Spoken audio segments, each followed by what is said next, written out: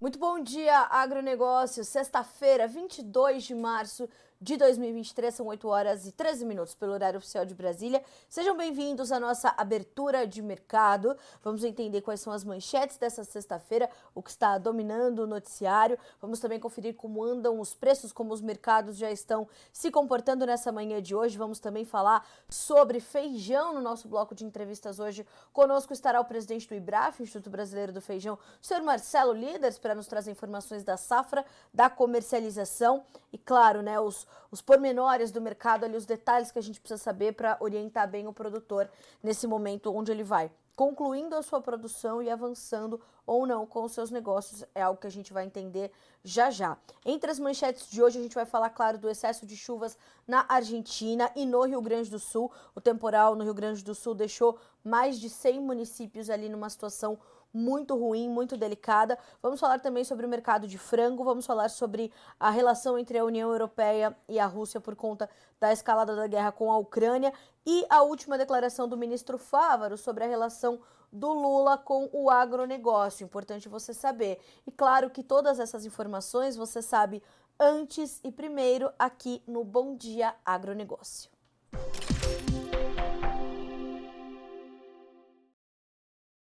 Mas antes de mais nada, vamos ver como é que os preços estão se comportando nessa sexta-feira, como é que as bolsas de valores estão caminhando para as commodities agrícolas e as demais commodities também. A soja hoje é um dos destaques negativos, a soja e os derivados caem todos mais de 1%. A soja no contrato maio tem 11 dólares e 99 centos por bushel, 1,04% de queda. O milho, 4 dólares e 38, caindo 0,4%. O trigo tem também 0,4% de baixa, para valer 5 dólares e 43 centos por bushel. Ainda em Chicago, nós temos farelo e óleo, como eu disse, caindo. Farelo, 0,9% de queda, virou agorinha nesse segundo que eu sentei aqui para fazer para vocês, trazer para vocês as informações. Nós temos o farelo com 341 dólares e 20 centavos por tonelada, curta e baixa de 0,9%. O óleo cai também 0,9%, 48 centos mais 36 por libra peso. Esse também sendo o primeiro contrato mais negociado agora. Os derivados de soja e a soja vão também passando por um momento de ajustes ali, de correção, de devolução dos ganhos depois de uma semana que foi bastante positiva, em especial para a soja em grão e para o óleo. O farelo teve os seus bons momentos também, mas o mercado de óleos vegetais está num momento bom, positivo, né, de preços agora. Então, nós temos essa sinalização. Vamos à Bolsa de Nova York. Por lá, café subindo 0,4% depois da despencada de ontem. 1 dólar e 86 mais 50 por libra peso. O açúcar, ou melhor, depois da disparada de ontem, o mercado subiu forte. Açúcar caindo 0,2%, 22 centos mais 2 por libra peso. O algodão cai 0,3% para 91 centos mais 94 por libra peso. Então temos aí as soft commodities em queda, salvo o café. E com o petróleo, começamos a checar os demais grupos de commodities, que não as agrícolas. Então, no petróleo, nós temos um dia positivo para os preços, leves altas, 0,06% de ganho, tanto no WTI quanto no Brent. Então, o WTI tem 81 dólares e 12 centos por barril, o Brent 85 dólares e 83. E já já a gente vai falar da guerra entre Rússia e Ucrânia, e o mercado de petróleo está observando isso bem de perto, tá? Gás natural, 0,5% de alta. Agora, prata, ouro e cobre cedem e cedem bem mais uma vez. O ouro cai 0,7%, a prata 1% de baixa, bem como o cobre, também 1% de queda na manhã desta sexta-feira. Enquanto tudo isso acontece, o dólar index volta a subir depois de 2 dias de baixas, volta a subir 0,4% de ganho, vai a 104.050 pontos, ok? Então, essas são as informações. Para finalizar a rodada de preços, vamos a Dalian Mercado Futuro Chinês, onde os negócios já se concluíram, e este é um levantamento da Agriinvest Commodities. Nós temos queda para o farelo de soja, queda para o óleo e queda também para o milho. E Eduardo Vanin nos diz o seguinte: bolsas na China encerraram a sexta-feira em queda de mais de 1% e a semana em queda de 0,7%. Esta é a primeira semana de baixa em 5 semanas, né? As bolsas vieram trazendo ali uma uma recuperação importante nas últimas semanas, no último mês, e agora a gente vê então esse ajuste também. Na bolsa de Dalian, dia de queda para todas as commodities, recebendo pressão do câmbio e do mau humor das bolsas. Quando o yuan bateu 7,34 em outubro do ano passado, mesmo momento em que o diferencial de rendimento em relação aos títulos americanos bateu a máxima histórica, a margem de esmagamento naufragou, nos diz Eduardo Vanin. Não foi a taxa de câmbio o principal motivo, mas é um fator de encarecimento da soja importada. Veja por que nós trazemos todos os dias essa relação entre o financeiro, entre a política e o agronegócio. Né? Outro dia, e eu acho que está até aqui num comentário geral, aqui, não especificamente no Bom Dia Agronegócio, mas de uma forma geral aqui no nosso canal no YouTube do Notícias Agrícolas. Esse canal é um canal para falar de agronegócio ou de política. Meu amigo, se a gente não fala de política, a gente não fala mais de nada, né? Tudo que acontece lá bate cá imediatamente. Então, temos que falar sobre isso, temos que falar sobre economia, temos que falar sobre as coisas que impactam a sua rotina e o seu dia a dia, mesmo que esteja a milhares de quilômetros de distância de ti, né? 8 horas e 19 minutos pelo horário oficial de Brasília. Checamos os preços, vamos às manchetes. Vamos conferir as nossas notícias da manhã.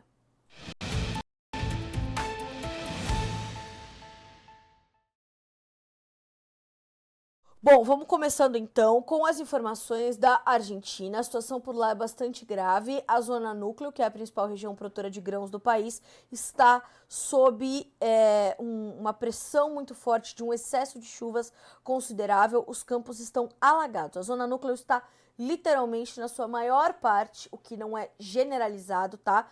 Embora seja a maior parte, está debaixo da água. Agora, se a gente olhar, por exemplo, para a província de Santa Fé, quem pôde ler essa notícia com um pouco mais de tempo aqui no Notícias Agrícolas no final da tarde de ontem, a província de Santa Fé, por exemplo, que é uma das maiores produtoras ali agrícolas da Argentina, ela tem a parte norte muito seca, não chove desde janeiro no norte de Santa Fé, e já o centro-sul da província debaixo da água, né?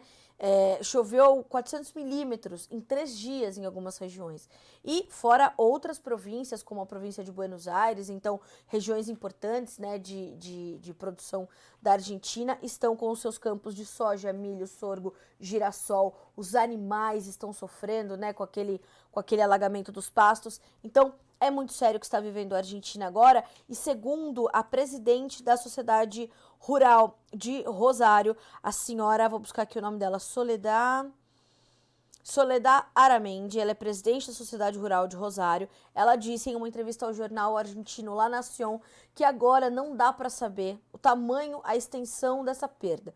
As perdas não podem ser mensuradas nesse momento, justamente porque os campos estão debaixo d'água. Então ela diz o seguinte: não sabemos se o que está embaixo da água já está totalmente apodrecido, porque são 2, 3 dias dessas plantações debaixo d'água. Se perdeu, se esvaiu, a gente não sabe o que está acontecendo.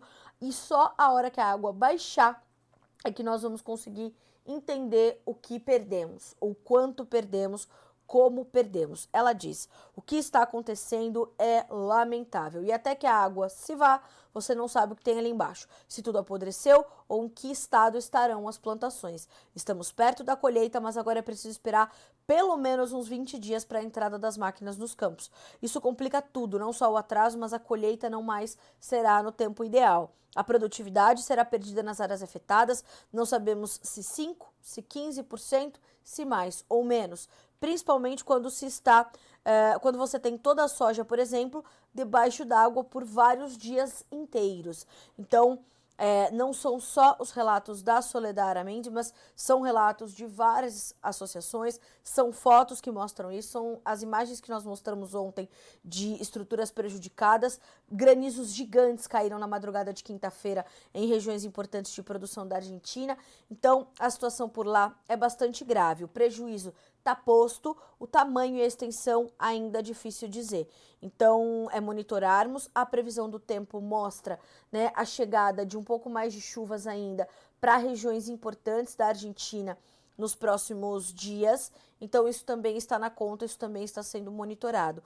Um ponto de não sei se de curiosidade, né, mas de entendimento, é dessa finalização do El Niño, e isso historicamente mostra que o impacto do fenômeno climático para algumas regiões como Uruguai, centro e nordeste da Argentina e Rio Grande do Sul estão bastante atrelados ao que a história mostra em relação aos efeitos do El Niño, segundo as informações da meteorologista Stael Cias, da Metsul. Veja só.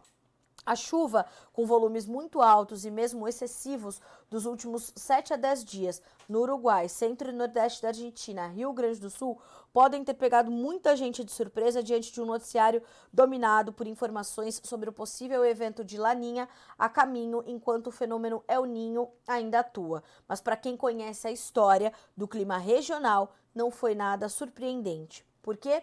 Durante todo o ano de 2023 e agora no começo de 2024, reiteradamente e em inúmeras oportunidades, a Metsul Meteorologia destacou que o maior impacto da chuva do El Niño muitas vezes se dá no final do inverno e na primavera do primeiro ano do evento, seguindo-se outro período de excesso de chuva no outono do segundo ano do episódio. Fecha aspas.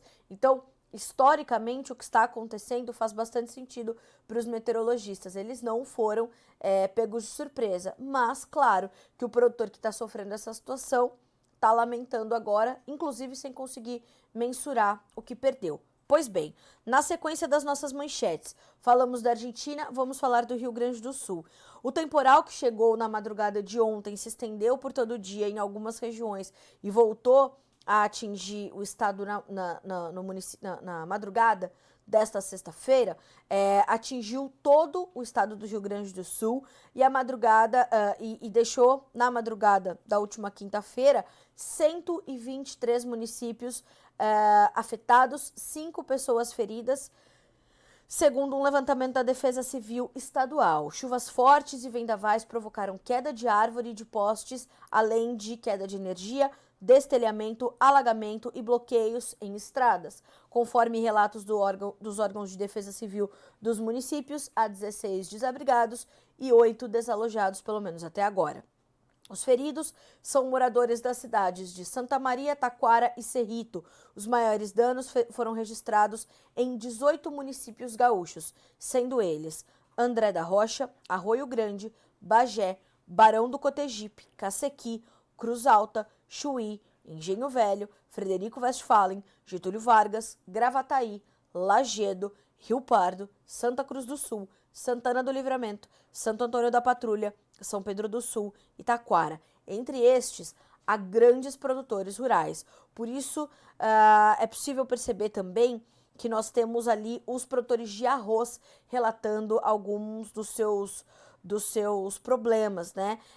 Alguns produtores relataram na imprensa que tiveram ali a sua colheita interrompida, como foi o caso do vice-presidente do Sindicato Rural de Carazinho, o Sr. Paulo Vargas, que deu entrevista ao Notícias Agrícolas ontem e falou que a colheita da soja está paralisada, a colheita do milho verão também está paralisada, a Emater trouxe as suas preocupações, destacou essa situação, falou dessa interrupção dos trabalhos de campo e também a condição do arroz, como eu pontuei, né? Tem campos debaixo d'água sem se saber qual a extensão também do estrago.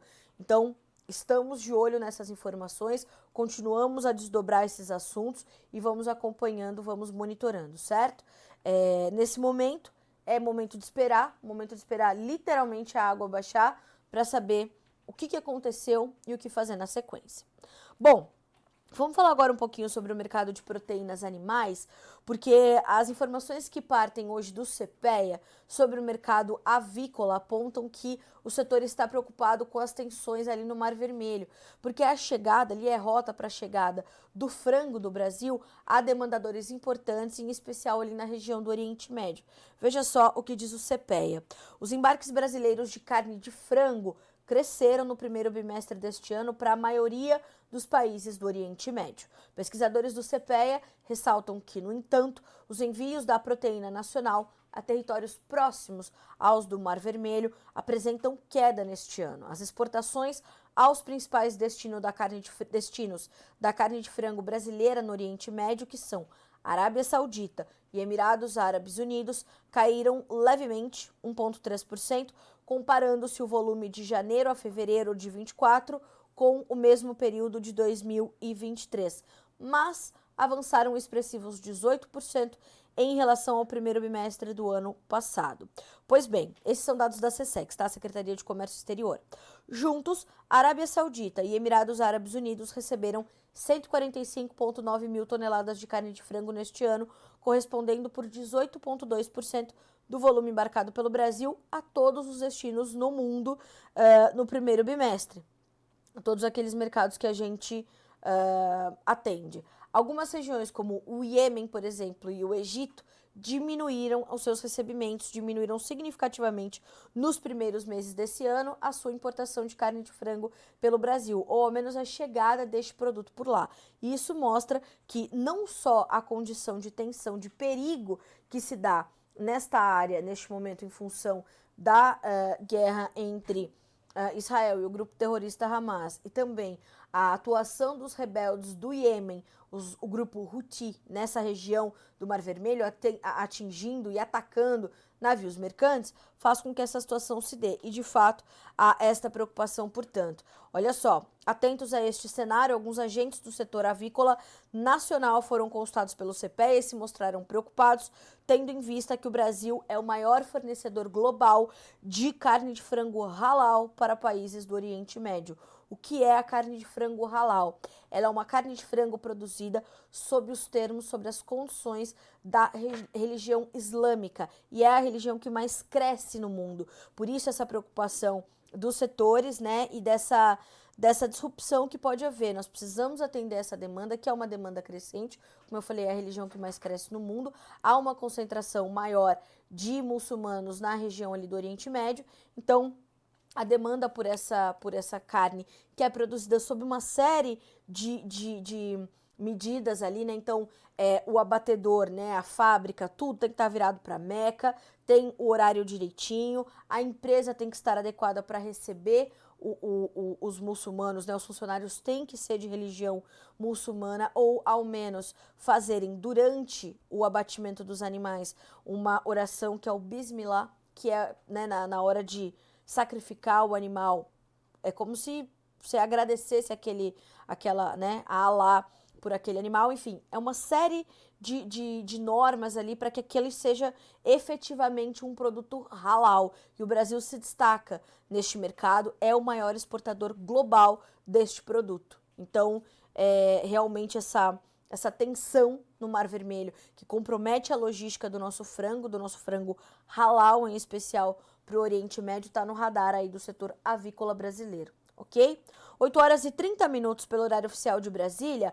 Ainda falando um pouquinho de comércio internacional, a União Europeia está tentando barrar as importações de grãos da Rússia e de Belarus, ou Bielorrússia, aí, né, como você preferir, com algumas tarifas.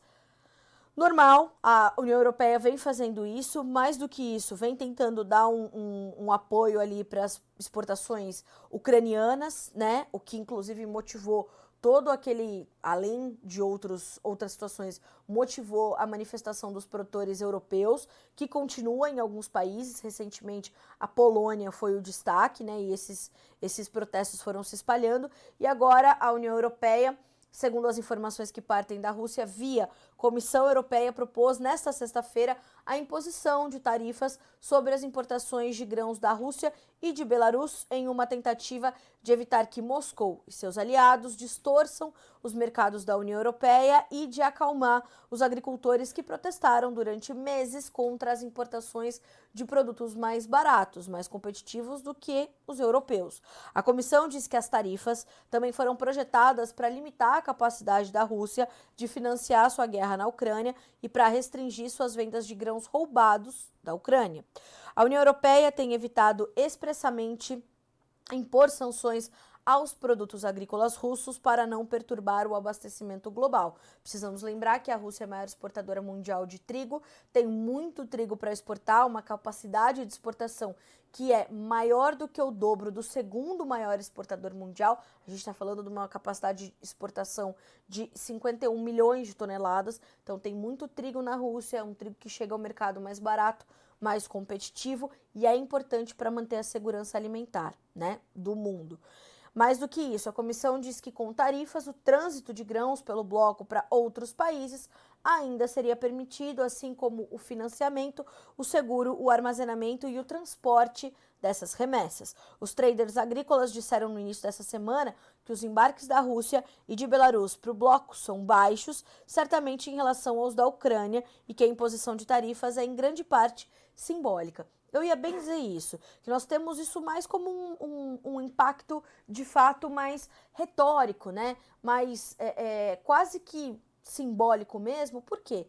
Porque tarifando você já vai promover uma perturbação ali, como colocou a União Europeia, no abastecimento global. Se países que estão ali numa situação, né, alguns países que importam trigo e outros grãos da Rússia são países de economias mais vulneráveis, né, economias mais frágeis, têm de pagar mais caro um produto tarifado, você já tem uma disrupção aí.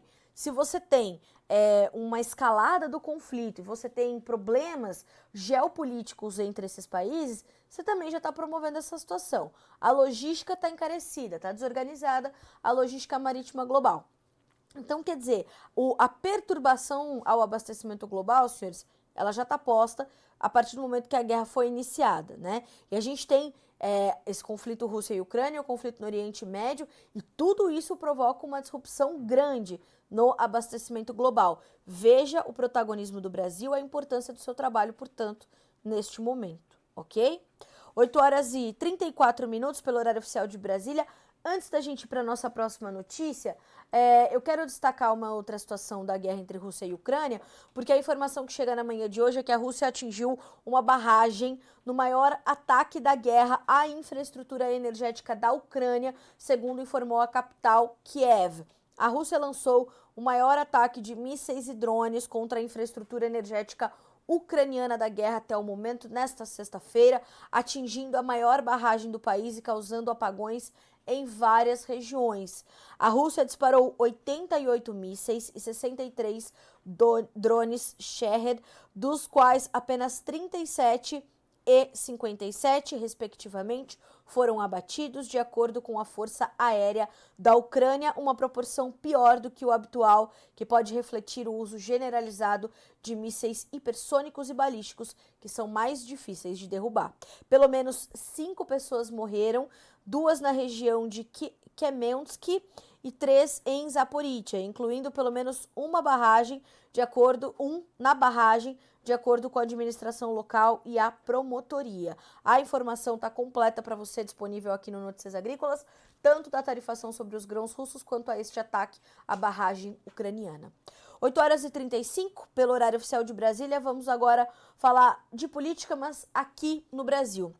O ministro Carlos Fávaro trouxe uma declaração em uma entrevista nessa quinta-feira de que a relação do presidente Luiz Inácio Lula da Silva com o agronegócio brasileiro melhorou muito, mas ainda não é de paixão total.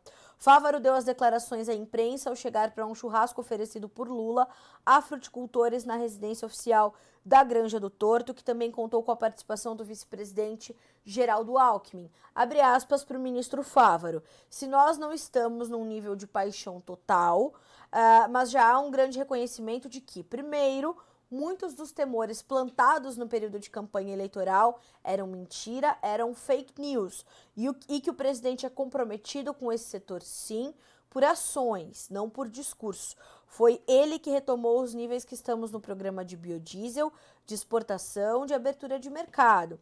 Eu, como ministro, sou só um instrumento. Aí não podemos deixar de relembrar o trabalho incansável da ministra Tereza Cristina, que abriu muitos mercados, que fez um trabalho quase de embaixadora ao visitar a Rússia no início da guerra com a Ucrânia, para garantir que as nossas importações de fertilizantes fossem estivessem garantidas.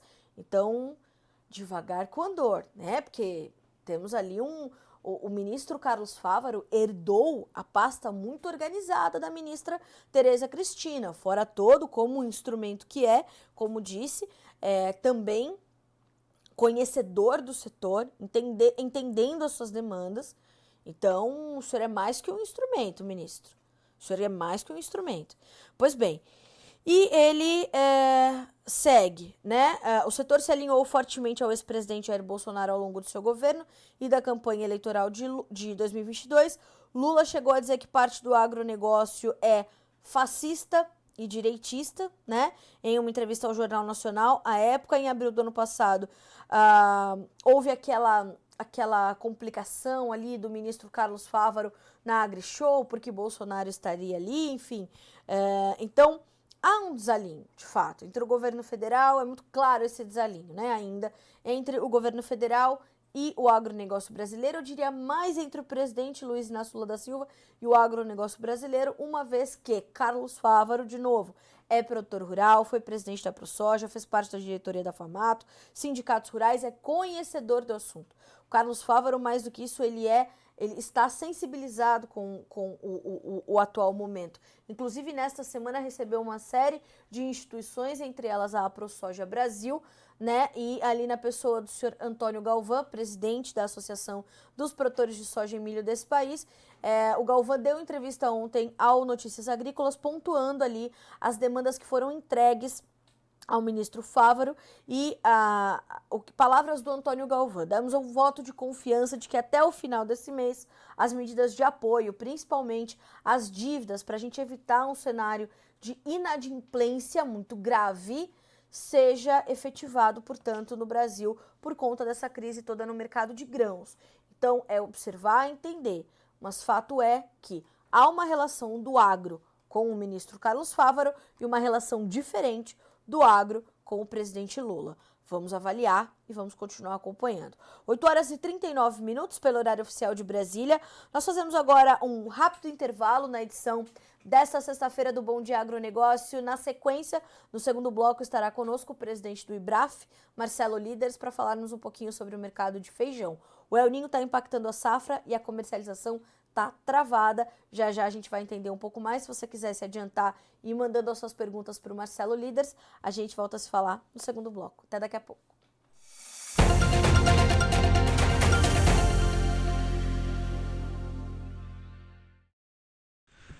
Mais uma chuvinha. Ontem eu joguei 24 milímetros, eram as 10h30 da manhã. Agora tá com uns 3, 4 milímetros aqui. Ficou o dia inteiro quase chuviscando ontem. Bom demais, né? Cara, aqui tá bom demais. De noite, ó, choveu mais 30 milímetros. E então o clima tá espetacular. Deus abençoe e continue assim, né? Tamo contente, né? Porque terminamos as colheitas e tudo, e agora é só cuidar os milhos, os tratos culturais aí. Mas os milhos estão muito bons. Se continuar o clima assim, milho vai dar uma safra cheia. Olha, eu tô chegando aqui o milho da minha sede. É um milho muito saudável, ó. Olha os bacheiros aí, ó. Tá limpo, tá bonito. Padrão de lavoura. Grande abraço e um bom final de semana a todos. Interior de Birubá, Rio Grande do Sul. Nossa lavoura de soja aqui. O seu Eloy Paloski aqui. Acordou assim, ó. Um nevoeiro, um dia friozinho. Mas a lavoura já bastante carregada. Enchimento de grão bem carregado aqui, não faltou chuva. E é a esperança do agricultor aqui agora, começando a aparecer sinais do inverno aí, já logo tudo prontinho para colheita. Um abraço aí, meu amigo, e vamos em frente.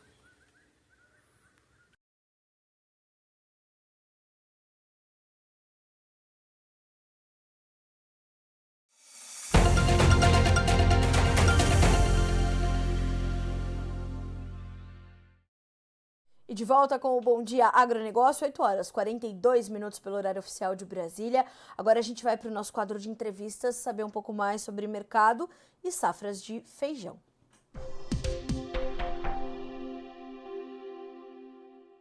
Nosso convidado desta sexta-feira, para a gente fechar muito bem a semana aqui no Bom Dia Agronegócio, é Marcelo Líderes, presidente do IBRAF, Instituto Brasileiro de Feijão. Marcelo, seja bem-vindo, é um prazer receber você aqui no Bom Dia Agronegócio. Bom dia. Bom dia, sempre um prazer conversar com você. Obrigada, Marcelo.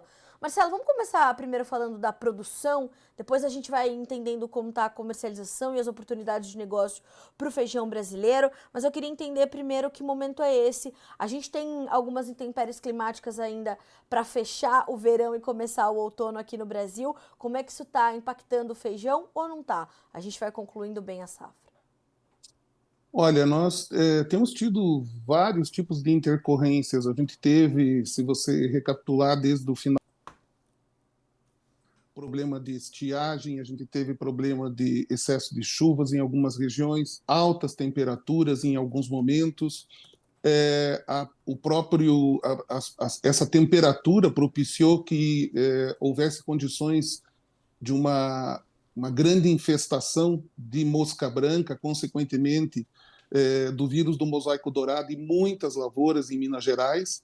Então, de maneira geral, o clima, sim, vem impactando. Exatamente nesse momento do desenvolvimento da segunda safra, a situação, a gente pode separar ela aí, por enquanto, em dois grandes grupos. A situação do feijão preto, que tem uma produção mais de 90%, 95% na região sul, e essa produção de feijão preto esse ano ela vai ser especialmente maior do que os outros anos, em função de uma série de fatores, inclusive, lógico, dos preços praticados no feijão preto durante o ano passado, que foram bastante fora da curva, foram preços muito acima aí do normal do feijão preto, chegou a bater $60, $65 uma saca, algo que nunca a gente tinha visto. Isso superestimulou o plantio.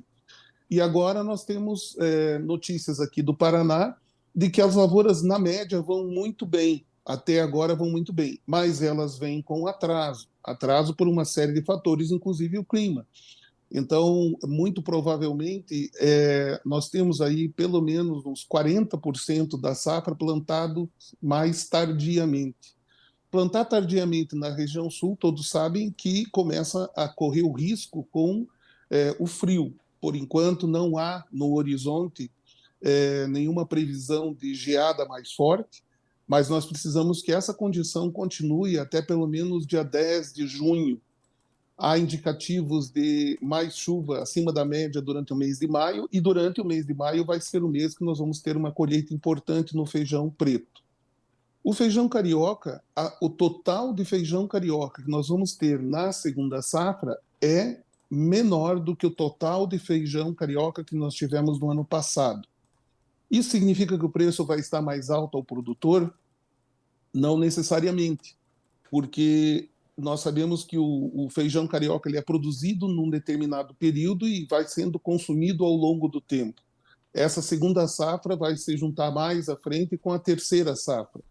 E a gente só percebe a diminuição do volume total na hora em que você chega lá mais à frente, teria que ter aí a cobertura para mais 30 dias, mais 60 dias, e o cobertor fica curto. Então, não necessariamente a diminuição total do feijão de segunda safra vai significar preços mais altos nele. Até porque a população, a gente tem percebido que ela vem cada vez mais se pautando pelo preço dos feijões. Se o preço do feijão preto está muito acima do feijão carioca, parte do consumo de feijão preto, parte da população que consome só feijão preto, vai migrar para o carioca. O contrário também é verdade.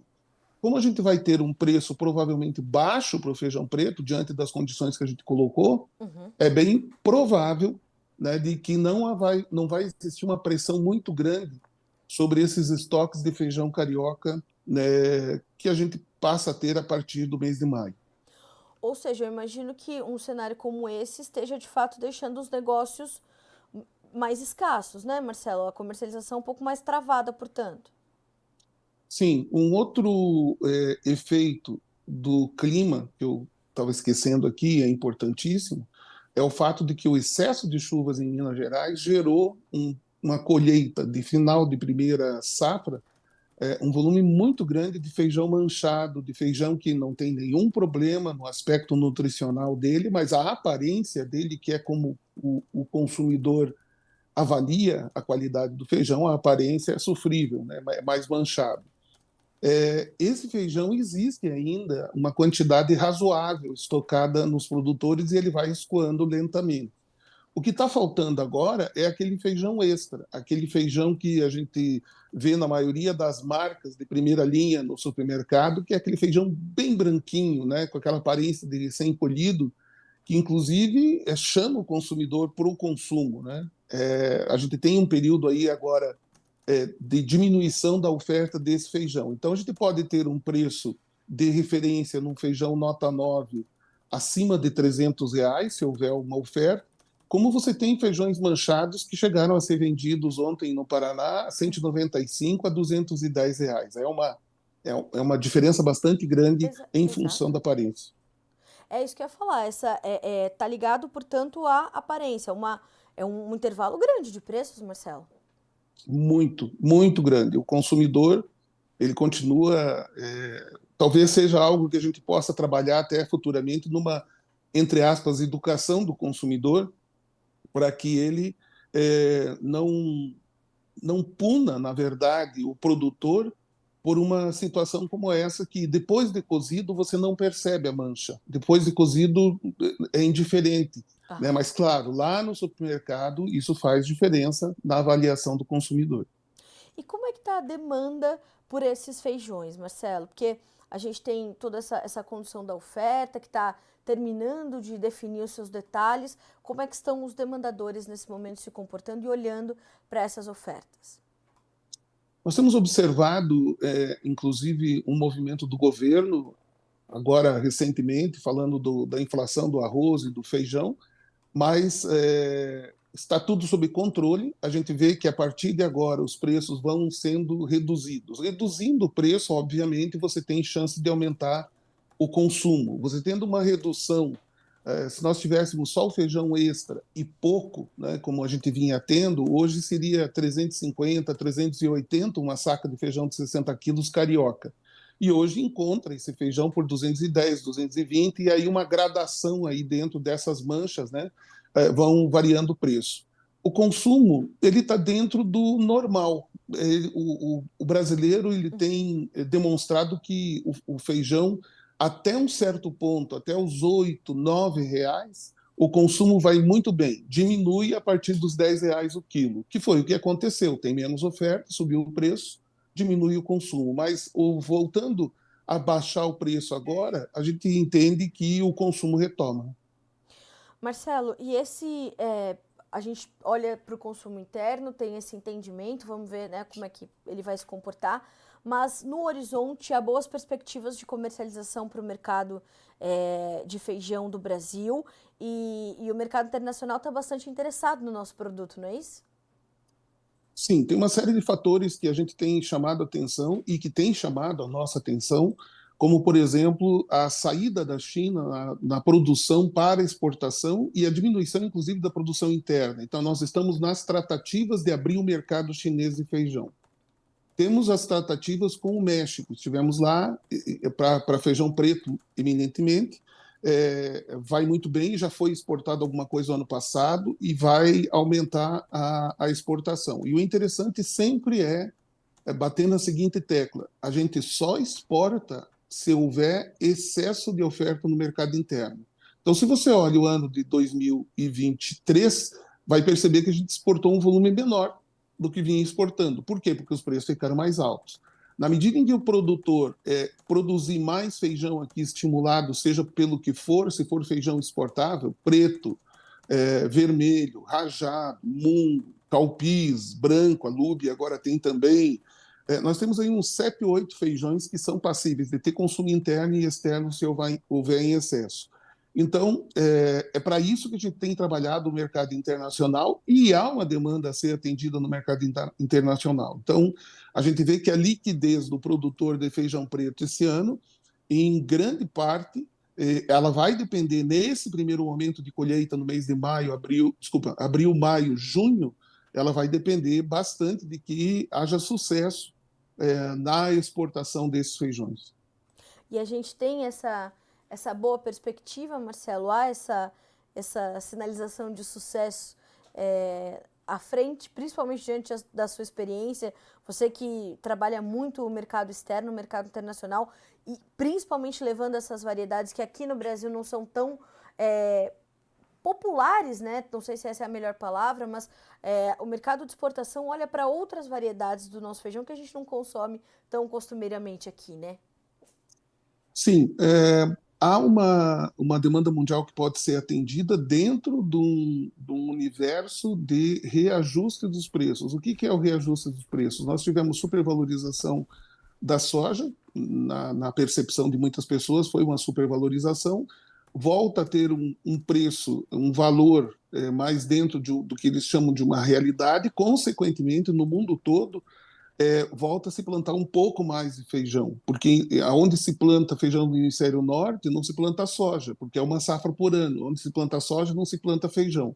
Para nós é muito interessante isso, porque nós temos condições de ter mais de uma safra ou safras em momentos diferentes dentro do Brasil e poder atender esse mercado.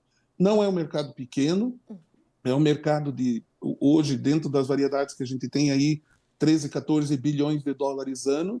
É um mercado que provavelmente, dentro de condições normais, a gente deve avançar esse ano. É possível que nós tenhamos uma exportação bem maior do que a do ano passado. E tanto há interessados que, quando a gente faz uma missão como essa agora para o México, tivemos uma outra no mês de fevereiro para Dubai e para a Índia, a gente percebe a movimentação e a demanda. E quando a gente convida eles para virem para o Brasil, para um evento no Brasil, você percebe também a disposição deles e o interesse de vir até o Brasil, conhecer mais a respeito das variedades que a gente tem, da forma que a gente produz. E isso demonstra o tamanho do interesse. Uma China pediu um acordo fitossanitário para o Brasil, demonstra o tamanho do mercado e o interesse que eles têm também. E nós estamos falando, quando falamos de Índia e de China, os dois maiores possíveis consumidores de feijão, mas existem mais de 70 países. Nós temos interesses hoje na América Central, nós temos interesse nos Estados Unidos de exportação, no Chile, aqui na região sul. Então, é um trabalho que vem sendo desenvolvido com a Apex, com o apoio da Apex e dos exportadores, num projeto de investimento que busca facilitar essas tratativas, muitas vezes pedir um acordo fitossanitário que não existe ou atender uma demanda inédita, como essa da Índia, que pediu para o Brasil o acordo fitossanitário. Isso não é comum. Mas, apesar disso, né, Marcelo, a gente tem portanto, não só os mercados que nós já conhecemos, mas 70 países, no momento onde a gente está discutindo novamente, com tanta veemência a necessidade de se garantir a segurança alimentar do mundo e inúmeros conflitos geopolíticos acontecendo, promovendo como chamou a União Europeia, uma perturbação do abastecimento global, o feijão brasileiro deve ter um protagonismo importante nesse caminho, não? Sim, a gente vê a movimentação em vários sentidos, tanto dentro do Ministério da Agricultura, com uma secretaria totalmente voltada a esse fim, de olhar o feijão como um ingrediente, de olhar o feijão com a possibilidade de concentração de proteína ou de ter um feijão instantâneo, como a gente começa a ver aí o surgimento, ou de feijões mais rápidos de cocção, ou seja, é um mercado que nós não tínhamos esse mercado há 10 anos atrás. Não existiam as condições como a gente vê hoje no mundo, como você bem comentou aí, que envolvem a segurança alimentar do planeta, do ser humano no planeta. E o feijão é fundamental nisso. O feijão ganha uma relevância cada vez maior, um protagonismo cada vez maior, Exato. que nós ainda não estamos totalmente a par do que acontece. É muita coisa ao mesmo tempo, e os pulses, né, lentilha, ervilha, grão de bico e feijões, eles estão aí numa situação bastante privilegiada. E o Brasil, então, por produzir o que produz de feijões e ter a facilidade de produzir outros pulses, tem uma perspectiva excelente, na medida em que os produtores forem se conscientizando do que tem nos centros de pesquisa. Bom, Marcelo, é sempre bom estar contigo e receber essas boas notícias. Sempre vem notícia boa do mercado do feijão. Impressionante, né? Apesar de todos os desafios que tem um produtor, que é inerente à atividade aqui no país, né? A gente faz agricultura no país tropical. Eu tenho falado isso muito essa semana, diante de tudo que está acontecendo no clima e tudo mais. Mas as boas notícias e essa boa demanda pelos nossos produtos faz sempre o produtor se sentir ainda mais encorajado a seguir. Então, obrigada, meu amigo, pelo rápido atendimento aí do nosso convite para participar do Bom Dia Agronegócio, que você possa estar mais vezes conosco por aqui, é sempre bom estar com você. Obrigada. É sempre um prazer, só quero lembrar que no dia 2 e 3 em Brasília, nós vamos ter o Superfood Summit Brasil. É uma oportunidade dos exportadores estarem frente a frente com os importadores que vêm da Excelente. Índia, da China, e, enfim, temos aí um grande evento em Brasília, é só colocar lá Superfood Summit e você vai ter ali todos os detalhes no nosso site. Muito bom, é bom para ir fazer negócio, consolidar mercado. Obrigada, Marcelo, sempre bom estar com você. Na conclusão do Summit, você volta para a gente saber como foi o balanço desse eventaço, tá bom? Perfeito, obrigado. Obrigada, meu Bom dia, amigo, bom bom final final de de semana. semana. Obrigada para você também. Bom, senhoras e senhores, temos então esse quadro no mercado de feijão. Temos um cenário onde o clima traz ainda algumas preocupações, embora estados importantes na produção, como é o caso do Paraná, caminhem bem. Então vejamos como fica. O consumo está dentro da normalidade no Brasil, mas excelentes perspectivas temos à frente. E claro, né, a gente falou dessa questão do clima e essas condições de clima que tivemos aí para a finalização de algumas culturas, como é o caso do feijão, propiciando o ataque de pragas, como é o caso da mosca branca no feijão também. Então, olho vivo, tá? Não dá para baixar a guarda quando o assunto é a proteção à sanidade das suas lavouras, certo? Mesmo numa necessidade de otimização de custos. 8 horas e 59 minutos pelo horário oficial de Brasília. Como a gente está com a programação da água para entrar na sequência, eu quero agradecer aqui as mensagens todas que recebemos ao longo da nossa edição dessa sexta-feira do Bom Dia Agronegócio, do time da LG Comércio de Cereais, passando por todos até chegar a Lilian Henk, né? Todos aqui no chat. Obrigada pela companhia por mais essa semana. Segunda-feira estamos de volta a partir das 8 horas com a nossa abertura de mercado, com o nosso Bom Dia Agronegócio. Bom restinho de sexta-feira, bons negócios e depois bom final de semana. Aproveite, se der para dar uma descansadinha. Voltamos com força total na segunda-feira. Até mais.